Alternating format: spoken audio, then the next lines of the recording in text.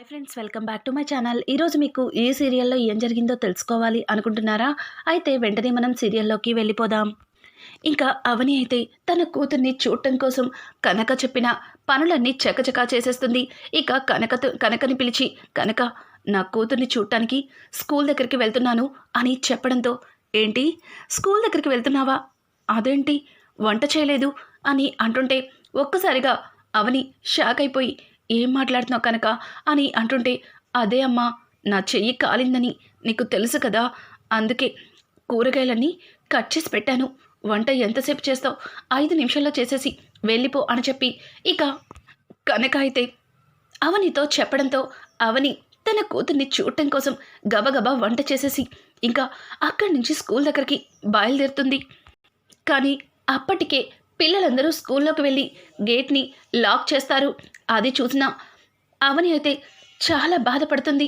అయ్యో, ఒక్క క్షణం ముందొస్తే ఆరాధ్యని చూసుండేదాన్ని, ఇప్పుడు ఆరాధ్యని ఎలా చూడటం అని చెప్పి స్కూల్ గేట్ దగ్గర నుంచుని లోపలికి తొంగి తొంగి చూస్తుంది. ఇక మధ్యాహ్నం బ్రేక్ టైంలో ఆరాధ్యని చూస్తానని అక్కడే గేటు దగ్గరే కూర్చుని ఉంటుంది. అదే టైంలో అట్నుంచి వెళ్తున్న శ్రీకర్ ఒక్కసారిగా అవనిని చూసి అక్కడ కారు ఆపుతాడు. ఇక కారులో నుంచి కిందకి దిగి వదినా అని పిలవడంతో ఇంకా అవని అయితే శ్రీకర్ దగ్గరికి వస్తుంది. శ్రీకర్ అయితే, ఏంటొదినా, నువ్వు తప్పు చేసావంటే అన్నయ్య మాత్రం ఎలా నమ్మాడు? అయినా నువ్వు ఇంటి నుంచి ఎందుకు వచ్చావదినా? నేనే తప్పు చెయ్యలేదని అందరి ముందు గట్టిగా చెప్పుండాల్సింది అని చెప్పి ఇక శ్రీకర్ అయితే అవనిని అడుగుతూ ఉంటే, అవని, చూడు శ్రీకర్, అక్కడ తప్పు చేశానని అందరినీ నమ్మించింది తను. చేసిన తప్పుకి నేను బలయ్యాను, ఇంటి నుంచి బయటకొచ్చాను అని అంటుంటే, అదేంటొదినా, తప్పు చేసింది అంటున్నారు, ఎవరు అని అంటూ ఉంటే ఇంకా అవని, ఇంత దాకా వచ్చినాక ఇంకా దాచిపెట్టడం కరెక్ట్ కాదు, చెప్తాను, అంతా చెప్తానని చెప్పి ఇక అవని అయితే పల్లవి చేస్తున్న ప్రతి కుట్రని కూడా శ్రీకర్కి చెప్తుంది. పల్లవి ఇంట్లో చాలా గొడవలు రేపింది. అలాగే తను చేస్తున్న ప్రతి పనిని కూడా నేను చేస్తున్నట్టుగా ఇంట్లో అందరినీ నమ్మించింది. మొన్నటికి మొన్న ఆస్తి పత్రాలను మార్చేసింది. అలాగే అత్తయ్యను మెట్ల మీద నుంచి కూడా తనే తోసేసిందేమో అని నాకు అనుమానంగా ఉంది అని చెప్పి ఇక అవని అయితే జరిగిందంతా కూడా శ్రీకర్కి చెప్పడంతో ఒక్కసారిగా శ్రీకర్ కోపంతో ఊగిపోతూ, వదినా, ఇంత జరిగినా కూడా నువ్వు ఆ పల్లవి గురించి ఇంట్లో ఒక్క మాట కూడా చెప్పలేదెందుకు? అయినా ఆ పల్లవిని ఊరికే వదిలిపెట్టను. ఇంత చేసిన దాన్ని ఇప్పుడే వెళ్ళి ఇంట్లో అందరికీ చెప్పి మెడ పట్టుకొని తనని బయట గెంటిస్తాను అని చెప్పి ఇక శ్రీకర్ అయితే అవని చెయ్యి పట్టుకొని రమ్మని కారు ఎక్కమంటాడు.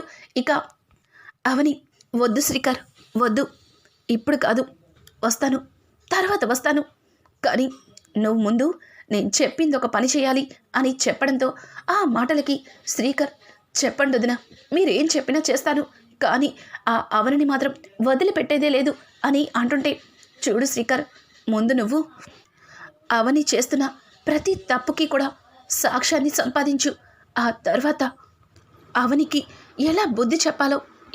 ఇంకా శ్రీకర్కి అయితే అవని ఏదో చెప్తుంది.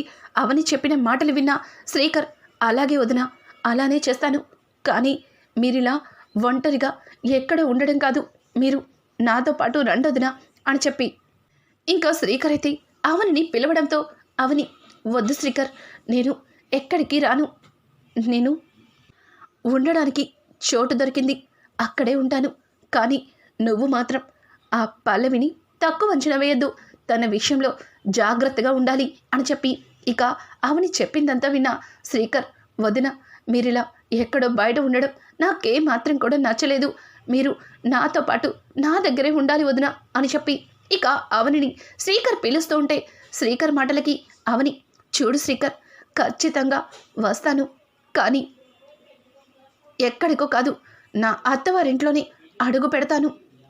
ఆ రోజున అందరూ నన్ను హారతిచ్చి లోపలికి తీసుకెళ్తారు అని చెప్పి ఇక అవని అయితే శ్రీకర్కి చెప్పి శ్రీకర్ని అక్కడి నుంచి వెళ్ళమంటుంది. ఇక శ్రీకర్ అయితే అక్కడి నుంచి వెళ్ళిపోతాడు. ఇంకా అవని ఎప్పుడెప్పుడు బ్రేక్ టైం అవుతుందా, ఎప్పుడెప్పుడు ఆరాధ్యాన్ని చూద్దామని అక్కడే కూర్చుని ఆరాధ్యాన్ని చూడటానికి ఇంకా ఎదురు చూస్తూ ఉంటుంది. ఇంతలో అట్నుంచి వెళ్తున్న అక్షయ్ని చూస్తుంది. అక్షయ్ని చూసి ఒక్కసారిగా అవని తన మొహాన్ని వెనక్కి దాచిపెట్టుకుంటుంది. ఇక అక్షయ్ అయితే తన మనసులో, అవని ఎక్కడికి వెళ్ళావు? అవని ఎక్కడ ఉన్నావు? నేను ఏ తప్పు చేయలేదని మీకు తెలుసు, నాకు తెలుసు. తెలిసినా కూడా నిన్ను ఇంటి నుంచి వెళ్లకుండా ఆపలేకపోయాను.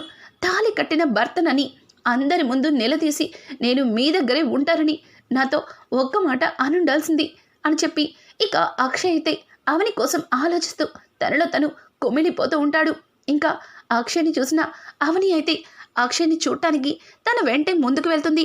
అక్కడే అక్షయ్ అవని కోసం మొత్తం వెతుకుతూ, అవని ఒక్కసారి కనిపించ అవని, నీ వల్ల నీ కోసం ఆరాధ్య చాలా బాధపడుతుంది అని చెప్పి ఇక అక్షయ్ అయితే అవనిని వెతుకుతూ ఇంకా అట్నుంచి వెళ్తూ తను వర్క్ చేసే దగ్గరకైతే వెళ్తాడు.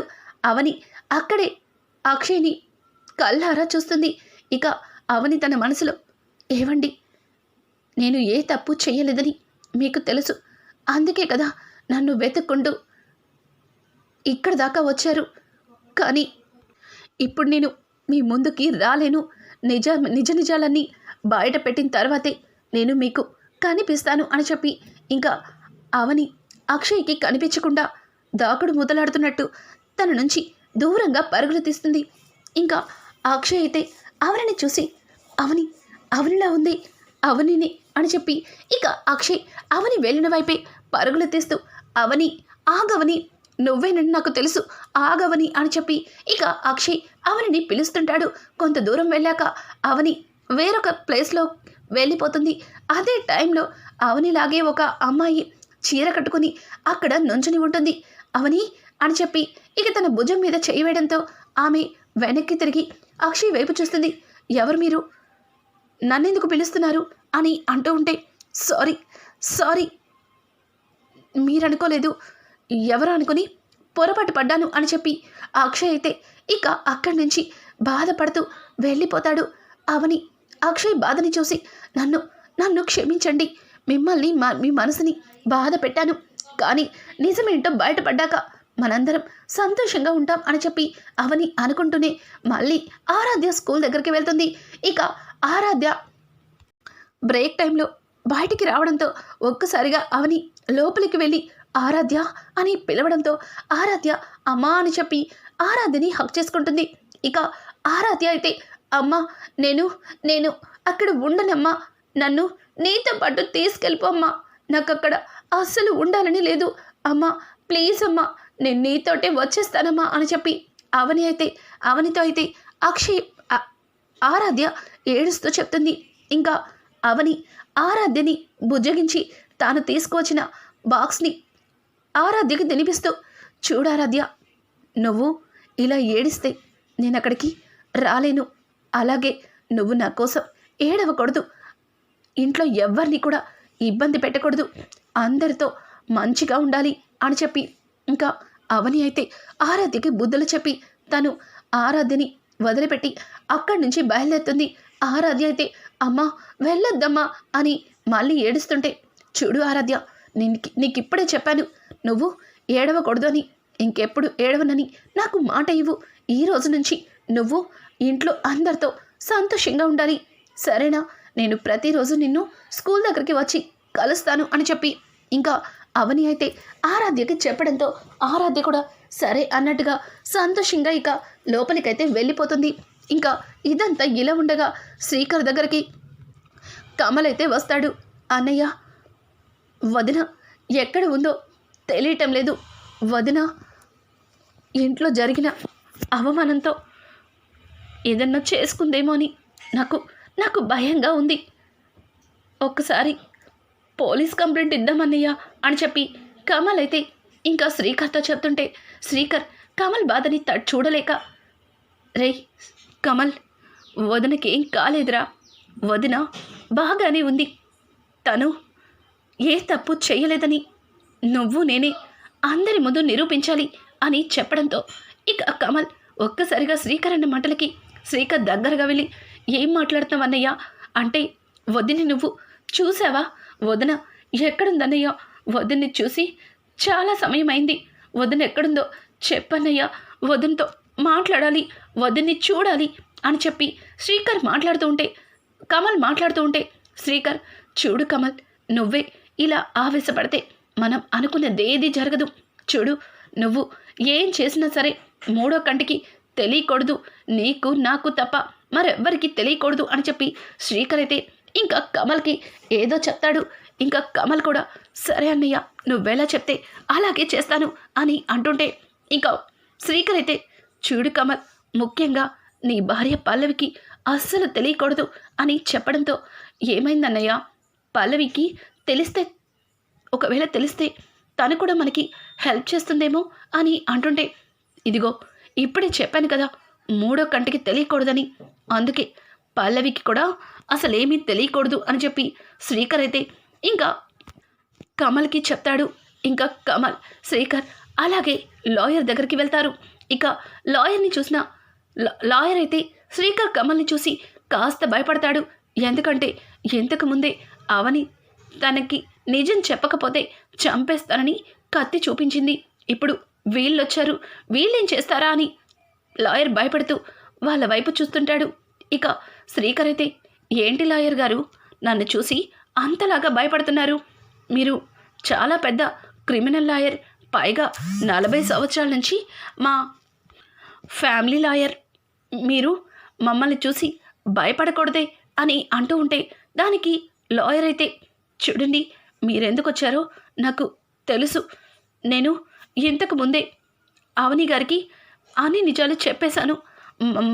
మళ్ళీ మీరు ఇక్కడికి వచ్చి ఏదన్నా గొడవ చేస్తే అని అంటుంటే, గొడవ చేయడం కాదు, నువ్వు వదనకి ఏ నిజాన్నైతే చెప్పావో దాన్ని మా ఇంట్లో అందరి ముందు చెప్పాలి అని అంటుంటే, ఇక లాయర్ అయితే, సార్ శ్రీకర్ గారు, మీకు నేను ఎంత పెద్ద లాయర్నో తెలియంది కాదు.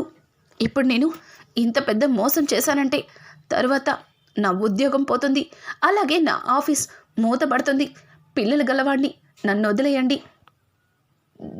డబ్బుకి గడ్డి తిని చాలా పెద్ద తప్పు చేశాను, నన్ను క్షమించండి అని చెప్పి ఇక లాయర్ అయితే జరిగిందంతా శ్రీకర్తో చెప్తుంటే, ఇంకా కమల్ అయితే ఆ మొత్తాన్ని కూడా తన మొబైల్తో వీడియో తీస్తాడు. అన్నయ్య, ఇప్పుడు ఈ వీడియోని తీసుకెళ్ళి అమ్మకి చూపిస్తే అమ్మ వదన్ని ఇంటి నుంచి పంపించినందుకు చాలా బాధపడుతుంది, దగ్గరుండి అమ్మే వదన్ని తీసుకొస్తుంది అని అంటుంటే, ఆ మాటకి శ్రీకర్, అప్పుడే కాదు కమల్, ఇప్పుడు ఈ వీడియోని చూపిస్తే కేవలం ఆస్తి విషయంలో వదిన ఏ తప్పు చేయలేదని మాత్రమే అందరికీ తెలుస్తుంది. కానీ అమ్మని మెట్ల మీద నుంచి తోసేసింది వదిన అనే భ్రమలో ఉన్న అమ్మకి నిజ నిజాలు తెలియాలి. అసలు తనని మెట్ల మీద నుంచి ఎవరు తోసారన్నది తెలుసుకోవాలి అని అంటూ ఉంటే, కమల్, అదేంటన్నయ్య ఇంత చిన్న విషయం గురించి అంతలా ఆలోచిస్తున్నావు? మన ఇంట్లో ఎలాగో సీసీ కెమెరాలున్నాయి, ఆ కెమెరాలో రికార్డ్ అయ్యే ఉంటుంది కదా. అమ్మ మెట్ల మీద నుంచి పడిపోయినప్పుడు ఏం జరిగిందో అది అమ్మకి చూపిస్తే సరిపోతుంది కదా. ఛా, ఇంత మంచి ఆలోచన వదిని ఇంటి నుంచి గంటకు ముందు నాకెందుకు రాలేదు, ఇప్పుడెందుకు గుర్తొచ్చింది అని చెప్పి శ్రీకర్తో చెప్తూ కమల్ బాధపడుతుంటాడు. ఇక శ్రీకర్ అయితే, చూడు కమల్, నువ్వేం బాధపడకు, ఇప్పుడు మనం ఇంటికి వెళ్ళాలి. కానీ ఇంట్లో నన్ను నాన్న చూస్తే చాలా ప్రాబ్లం అవుతుంది. అందుకే నువ్వొక్కడివే మన ఇంటి సీసీ ఫుటేజ్ మొత్తం కూడా చెక్ చేయాలి అని చెప్పి ఇంకా శ్రీకర్ అయితే కమల్కి చెప్తాడు. కమల్, సరే అన్నయ్య, అలాగే చేస్తానని వాళ్ళ ఇంటి సీసీ ఫుటేజ్ మొత్తాన్ని కూడా ఒక గదిలో ఉన్న సెక్యూరిటీతో ఉంచడంతో, ఆ సెక్యూరిటీ ఉన్న గదిలోకి వెళ్ళి, రేయ్ నువ్వు లెగు అని అంటుంటే, ఏమైంది సార్, ఏం కావాలి అని అతనైతే ఇక కమల్ని అడుగుతుంటే, చూడు, మా వదిన ఇంటి నుంచి వెళ్ళిపోయే ముందు మా ఇంట్లో ఏం జరిగిందో అంతా నాకు వీడియో కావాలి అని అంటుంటే, అట్లాగే సార్, అట్లాగే అని చెప్పి ఇంకా అతనైతే కంప్యూటర్ని ఓపెన్ చేస్తాడు. సారీ సార్, వారంకి ముందు జరిగిందంతా డిలీట్ అయిపోయింది అని అంటుంటే, ఏం మాట్లాడుతున్నావు? వారానికి ముందు జరిగింది డిలీట్ అవ్వడం ఏంటి? డిలీట్ చేస్తేనే డిలీట్ అవుతుందని నాకు తెలుసు అని అంటూ ఉంటే, అది కాదు సార్, సిస్టంలో ఏదో ప్రాబ్లం వచ్చింది, దానివల్లే అంత డిలీట్ అయింది అని అంటుంటే, చెడు చంపేస్తాను, డిలీట్ ఎందుకైంది, అసలు ఆ డిస్క్ ఎదురా అని అంటూ ఉంటే, ఇక అతనైతే భయపడుతూ ఆ డిస్క్ని కమల్ చేతిలో పెడతాడు. డిలీట్ అయింది ఎలా వెనక్కి తేవాలో నాకు బాగా తెలుసు, నేను అమాయకుండే కానీ తెలివి తక్కువ వాడిని కానే కాదు, నేను ఇట్లాంటి వాటిలో బాగా ఆరితేరిన వాడిని అనుకుంటూ కమల్ ఆ డిస్క్ని తీసుకుని అక్కడి నుంచి వెళ్ళిపోతాడు. ఇక ఇంతలో సెక్యూరిటీ అయితే పల్లవికి కాల్ చేసి, sir Kamal sir madam, Kamal sir వచ్చి వారం ముందు ఉన్న వీడియో రికార్డ్ మొత్తాన్ని కూడా అడుగుతున్నారు మేడం, అది డిలీట్ అయిందని ఎంత చెప్పినా వినకుండా ఆ డిస్క్ని తీసుకుని నా దగ్గర నుంచి వెళ్ళిపోయారు అని అంటూ ఉంటే, ఇక పల్లవి అయితే, రే ఈడియట్, ఆ డిస్క్ని వాడి కిందకి ఇచ్చావురా అని అంటుంటే, మేడం ఆల్రెడీ ఆ వారం క్రితం ఉన్న వీడియో మొత్తం డిలీట్ చేసేసాను మేడం అని అంటుంటే, రే నువ్వు డిలీట్ చేస్తే దాన్ని వెనక్కి తెచ్చుకోవడం కమల్కి తెలియదు అనుకుంటున్నావా, అట్లాంటి వాటిలో కమల్ చాలా తెలివైనవాడు, ఛా ఎంత పని చేసావు అని చెప్పి పల్లవిగా కాల్ కట్ చేసి కమల్ కోసం చూస్తూ ఉంటుంది. ఇంతలో కమల్ ఆ డిస్క్ తీసుకుని లోపలికి వస్తుంటాడు. ఇక తన నుంచి ఆ డిస్క్ని తీసుకుని తనకి వేరే డిస్క్ని మార్చి ఇవ్వడానికి పల్లవి అన్నీ సిద్ధం చేసుకుంటుంది. ఇక కమల్ లోపలికి రావడంతోనే కమల్ బావా అని చెప్పి ప్రేమగా పిలుస్తుంది. ఒక్కసారిగా కమల్ పల్లవి అలా పిలవడంతో పల్లవిని అలాగే చూస్తాడు. ఏంటి కమల్ బావా అలా చూస్తున్నావు, నీకోసం ఎదురు చూస్తున్నాను, నిన్ను చూస్తుంటే ఈరోజు నాకు చాలా ముద్దొస్తున్నావు అని చెప్పి కావాలని తనని తన ప్రేమలో తన వలలో పడేయడం కోసం పల్లవి అయితే రకరకాలుగా కమల్ని రెచ్చగొడుతుంది. కమల్ మాత్రం అస్సలు రెచ్చిపోకుండా, ఏయ్ నీకేమన్నా బుద్ధుందా, ఇంట్లో వదినలేదు, తను చేయవలసిన పనులన్నీ నువ్వే చేయాలని నీకు తెలీదా, ఇంట్లో వంటగది చూస్తే చెత్త కుప్పలాగా ఉంది, ఇక డైనింగ్ టేబుల్ మీద ఎంగిలి ప్లేట్లు, అలాగే కింద ఉన్న టీపాయ్ మీద కాఫీ కప్పులు ఇంట్లో అడుగు పెడుతుంటేనే అసహ్యంగా ఉంది, ఎంత పెద్ద ఇంటిని చెత్త కుప్పని చేసేసావు కదే, వెళ్ళి వాటిని క్లీన్ చేయి, ఆ తర్వాత చూసుకుందాం అని చెప్పి కమల్ అయితే ఇంకా పల్లవి మీద చాలా చిరాకు పడతాడు. పల్లవి తన మనసులో, వీడేంటి ఇంత ప్రేమగా వీడిని మాయ చేయాలి అనుకుంటే వీడు అస్సలు నా మాటలకి లొంగటం లేదు, ఇప్పుడు వీడి నుంచి ఈ డిస్క్ ఎలా తీసుకోవాలి అని చెప్పి పల్లవి అయితే ఆలోచిస్తూ ఉంటుంది. ఇంకా ఇంతలో శ్రీకర్ అయితే కమల్కి కాల్ చేసి, కమల్ అయితే కమల్కి ఫోన్ చేసి, కమల్ ఆ డిస్క్ తీసుకున్నావా అని అంటుంటే, ఆల్రెడీ తీసుకున్నానన్నయ్య, కానీ వాడు ఆ వారంలో జరిగిందంతా డిలీట్ అయిపోయింది అని చెప్పాడు, దాన్ని వెనక్కి ఎలా తీసుకురావాలో నాకు బాగా తెలుసు కదా అని అంటుంటే, చూడు కమల్, దాన్ని తీసుకుని ఇమీడియట్లీ నా దగ్గరికి రా అని చెప్పడంతో ఇక ఆ డిస్క్ని తీసుకుని కమల్ అయితే శ్రీకర్ దగ్గరికి వెళ్తాడు. శ్రీకర్ ఆ డిస్క్ని తీసుకుని మరొక డిస్క్ని కమల్ చేతికి ఇస్తాడు. చూడు కమల్, ఇది నీ దగ్గరే ఉంచు, నేను తర్వాత తీసుకుంటాను అని చెప్పి కావాలని కమల్కి తెలియకుండా డిస్క్ని మార్చి శ్రీకర్ మరొక డిస్క్ని కమల్ చేతిలో పెడతాడు.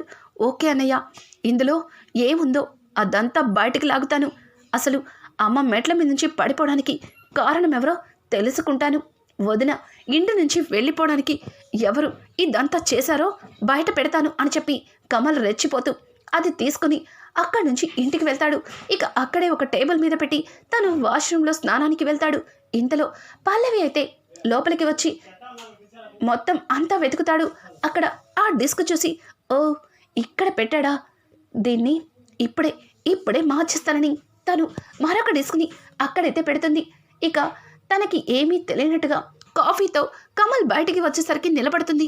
కమల్ అయితే పల్లవి చేతిలో కాఫీ కప్తో చూసి, ఏంటి నా కోసం కాఫీ తెచ్చావా, ఏదిలో ఇవ్వు అని చెప్పి కాఫీని తాగేస్తూ, నాకు టిఫిన్ రెడీ చేసావా అని అంటుంటే, ఏంటి కమల్ బావా, నువ్వు ఇంతకు ముందులా లేనే లేవు, నేను నీతో ఎంత ప్రేమగా ఉండాలనుకున్నా నువ్వు నన్ను దూరం పెడుతున్నావు, నీకోసం నీకు నచ్చినవన్నీ చేస్తున్నాను, కానీ నువ్వు నన్ను అర్థం చేసుకోవట్లేదు అని అంటుంటే, అది కాదు బంగారం, నేను వేరే టెన్షన్లో ఉన్నానులే. అయినా ఇప్పుడు ఏమైంది, నేను బాగానే ఉన్నాను అని చెప్పి ఇక పల్లవిని దగ్గరగా వెళ్తుంటే, ఆగు బావా, కిచెన్లో పనుంది, మళ్ళీ వస్తాను అని అనుకుంటూ అక్కడి నుంచి పల్లవి వెళ్ళిపోతూ, అమ్మయ్యా ఆ డిస్క్ మార్చేశాను, ఇక ఎప్పటికీ ఇదంతా చేసింది నేనే అని ఎవ్వరికీ తెలీదు అని చెప్పి పల్లవి తన మనసులో అనుకుంటూ అక్కడి నుంచి ఇక బయటకి వచ్చేస్తుంది. ఇక ఇంతలో కమల్ అయితే శ్రీకర్ ఇచ్చిన డిస్క్ని పెట్టి రీస్టార్ట్ చేస్తాడు. అలా రీస్టార్ట్ చేస్తుంటే అందులో ఏమీ లేదని వస్తూ ఉంటుంది. అలాగే ఇక్కడ కూడా శ్రీకర్ ఆ వీడియోని రీస్టార్ట్ చేయడంతో ఇక జరిగిందంతా కూడా ఆ వీడియోలో రికార్డ్ అవుతుంది. అందులో అచ్చం అవనిలాగే రెడీ అయిన పల్లవి పార్వతిని మెట్ల మీద నుంచి తోసేసి తను వెనక్కి తిరిగి చూసేలోపే తను అక్కడి నుంచి వెళ్ళిపోవడం అదంతా కూడా వీడియోలో రికార్డ్ అవుతుంది. అది చూసిన కమల్ షాక్ అయిపోతాడు. ఇంత కుట్ర చేస్తుందా, ఇప్పుడే ఈ నిజాన్ని అందరి ముందు బయట పెట్టాలి అని చెప్పి శ్రీకర్ అనుకుంటూ మళ్ళీ స్కూల్ దగ్గరికి వస్తాడు. అక్కడ అవని అయితే శ్రీకర్ని చూసి, శ్రీకర్ నేను చెప్పింది ఏం చేసావు అని అంటుంటే, వదిన ఇదిగో మీరు చెప్పిన సాక్ష్యాలన్నీ తీసుకొచ్చాను. ఆ లాయర్ పల్లవి చెప్పినట్టుగా మార్చిన ఆస్తి పత్రాలు, అలాగే అమ్మని మెట్ల మీద నుంచి తోసేసిన సీసీ ఫుటేజ్ అని అంటుంటే, ఏంటి నా మీద కోపంతో నన్ను ఇంటి నుంచి పంపించడం కోసం అత్తయ్యని చంపడానికి కూడా వెనకాడలేదా అని చెప్పి పల్లవి చేసిన పనికి అవని అయితే చాలా బాధపడుతుంది. ఇక అలాగే దీన్ని అందరి ముందు బయట పెట్టాలి అని అంటూ ఉంటే అదే టైంలో అక్షయ్ అక్కడికి వస్తాడు. ఏంటి ఏం బయట పెట్టాలి అని అంటూ ఉంటే ఇంకా అవని వాటిని దాచిపెట్టి, ఏం లేదండి మీరేంటి ఇక్కడ అని అంటూ ఉంటే ఇక శ్రీకర్, అన్నయ్య నువ్వేంటిక్కడ అని అడుగుతూ ఉంటే, నేను ఆరాధ్యని స్కూల్ నుంచి తీసుకెళ్తానికి వచ్చాను, అయినా ఏదో సాక్ష్యాన్ని చూపించాలి బయట పెట్టాలి అంటున్నారు, ఏంటా సాక్ష్యం ఏంటా నిజం అని అంటూ ఉంటే దానికి అవని ఏమీ చెప్పలేకపోతుంది. రే శ్రీకర్, ఇప్పుడు కనుక నువ్వు నిజం చెప్పకపోతే నా మీద ఒట్టే అని అడగడంతో ఇక శ్రీకర్ అయితే జరిగిందంతా కూడా అక్షయ్కి చెప్తాడు. ఒక్కసారిగా అక్షయ్ నిజం మొత్తం విని షాక్ అయిపోతాడు. మరి ఇంత చేసిన ఆ పల్లవి గురించి ఎందుకు నువ్వు అందరి ముందు బయట పెట్టలేదు అని అంటూ ఉంటే, చూడండి పల్లవి ఆ ఇంటికి నాతో పాటు తను కూడా కోడలే, అలాగే తన కడుపులో కమల్ బిడ్డ పెరుగుతుంది. మరి అట్లాంటి పరిస్థితుల్లో తనని ఇంటి నుంచి పంపించేయడం సవ్యం కాదు కదా. ఈ నిజం తెలిస్తే ఖచ్చితంగా మావయ్య గారు అత్తయ్య పల్లవిని ఇంటి నుంచి బయటికి పంపించేస్తారు అని అంటుంటే ఇంకా అదే టైంలో కమల్ అక్కడికి వచ్చి, వదిన నీ కోసం నేను ఏదైనా చేస్తాను, అయినా ఎన్ని నిందలు వేసినా ఆ పల్లవి గురించి నువ్వు ఆలోచిస్తున్నావు, చూడదునా దాని కడుపులో నా బిడ్డ పెరుగుతుంది, కానీ అది చేస్తున్న పనులకి దాన్ని ఇప్పుడే చంపేయాలనిపిస్తుంది. ఇంకా కమల్ అయితే, వదిన నీకు ఇంత అవమానం జరిగింది, ఇప్పుడే దాని అంత చూస్తాను అని చెప్పి ఇక అవని చెయ్యి పట్టుకుని కమల్, శ్రీకర్ అలాగే అక్షయ్ ముగ్గురు కలిసి ఇంటికి వెళ్తారు. గుమ్మం దగ్గర నుంచుని పల్లవి అని గట్టిగా అరవడంతో ఇక పల్లవి అలాగే కుటుంబ సభ్యులందరూ కూడా అక్కడికి వస్తారు. ఏంటి కమల్ బావా, ఏమైంది, ఎందుకు అంతలా అరుస్తున్నావు అని అంటూ అవనిని చూస్తారు.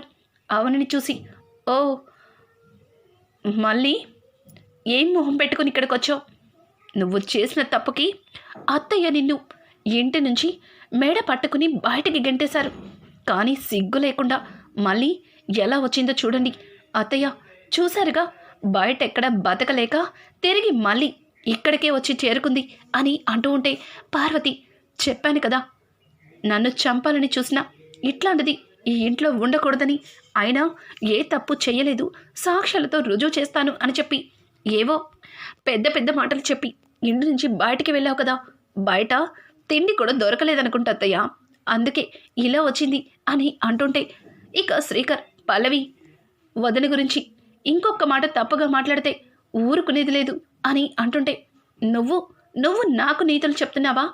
ముందు నువ్వు ఇంట్లోకి ఎలా రావాలో దాని గురించి ఆలోచించుకో. అయినా ఈ అవని చేసినవన్నీ మర్చిపోయారా? అవని మీ అమ్మని చంపాలని చూసింది అని అంటుంటే మా అమ్మని చంపాలని చూసింది వదిన కాదే నువ్వు అని చెప్పి కమల్ అయితే ఒక్కసారిగా పల్లవి చెంప చెల్లు మనిపిస్తాడు. ఇంట్లో అందరూ కూడా షాక్ అయిపోతారు. రాజేంద్ర అయితే కమల్ ఏమంటున్నావురా అని అంటుంటే అవును అవును నాన్న, ఇది అమ్మని చంపాలని చూసింది, అలాగే ఆస్తి అనే పేరుతో ఈ ఇంటిని ముక్కలు చేయాలని చూసింది. ఇట్లాంటి దాంతోన ఇన్ని రోజులు నేను కలిసి కాపురం చేసింది. దీన్ని ఇక్కడికిక్కడే చంపి ముక్కలు చేయాలనుంది. కానీ దీని కడుపులో నా బిడ్డ పెరుగుతుంది కాబట్టి ఆలోచిస్తున్నాను అని చెప్పి ఇక కమల్ అయితే పల్లవిని తిడుతూ ఉంటాడు. ఇంతలో చక్రధర్ అయితే అక్కడికి వస్తాడు. అక్కడ ఏం జరుగుతుందో తెలియక కమల్ పల్లవిని కొట్టడం చూసి అల్లుడు నువ్వేం చేస్తున్నావా? నీకేమన్నా బుద్ధుందా? కడుపుతో ఉన్న నా కూతురు మీద చేయి చేసుకుంటావా అని అంటుంటే ఓ నువ్వు కూడా వచ్చావా, రా నీకు కూడా ఈరోజు నా చేతిలో మూడింది అని చెప్పి ఇక కమల్ అంటుంటే ఏయ్ ఏం మాట్లాడుతున్నావురా? కడుపుతో ఉన్న నా కూతుర్ని కొట్టింది కాకుండా నాకేదో మూడింది అని అంటున్నావు. అసలు నీకు బుద్ధుందా? మీ నాన్న ఇలా పెంచాడు మిమ్మల్ని అని అంటుంటే ఇంకా అక్షయ్ కూడా చక్రధర్ చెంప పగల కొడతాడు. అలాగే జరిగిందంతా కూడా ఇంట్లో అందరికీ చెప్పడంతో ఇంట్లో అందరూ కూడా ఒక్కసారిగా షాక్ అవుతారు. ఇక రానున్న ఎపిసోడ్స్లో తప్పు చేసిన పల్లవికి ఎట్లాంటి శిక్ష వేయబోతున్నారు, అలాగే ఏ తప్పు చేయని అవనికి పార్వతి ఎట్లా క్షమాపణ చెప్పబోతుంది, ఇట్లాంటి లేటెస్ట్ ఎపిసోడ్స్ మీకు మరిన్ని కావాలి అనుకుంటే మా ఛానల్ని సబ్స్క్రైబ్ చేసుకోవడం మాత్రం మర్చిపోకండి. Thanks for watching. Hi friends, welcome back to my channel. ఈరోజు మీకు ఈ